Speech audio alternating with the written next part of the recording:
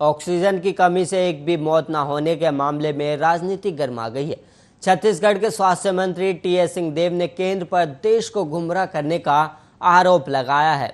देव ने कहा कि केंद्र ने राज्य से ऑक्सीजन की कमी के कारण होने वाली मौतों की जानकारी कभी नहीं मांगी और छत्तीसगढ़ में अब तक इस तरह की मौत का कोई रिकॉर्ड नहीं है। और वहीं छत्तीसगढ़ सरकार राज्य में कोरोना वायरस महामारी की दूसरी लहर के दौरान हुई मौतों का फिर से ऑडिट करेगी, जिससे ये पता लगाया जा सके कि उनमें से कोई मौत ऑक्सीजन की कमी के कारण हुई है या नहीं।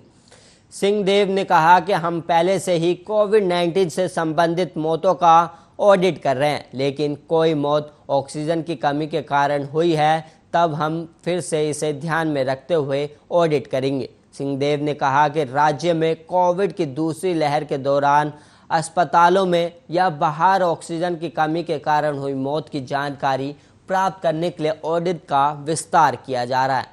और वहीं पारदर्शिता लोकतांत्रिक ढंग से चुनी गई सरकार का मूल है और हम पारदर्शिता का पालन करेंगे। केंद्र संसद में ये कह रहा है कि राज्यों ने उन्हें बताया है और अगर उन्होंने हमसे इसके बारे में कभी नहीं पूछा तब हमने उन्हें कैसे बताते।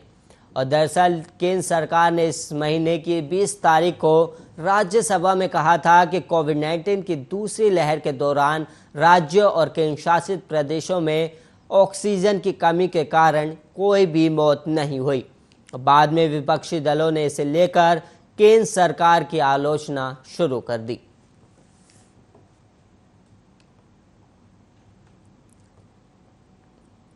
मुंबई और आसपास के जिलों में लगातार बारिश जारी है। इस वजह से यहां बाढ़ की स्थिति बनी हुई है।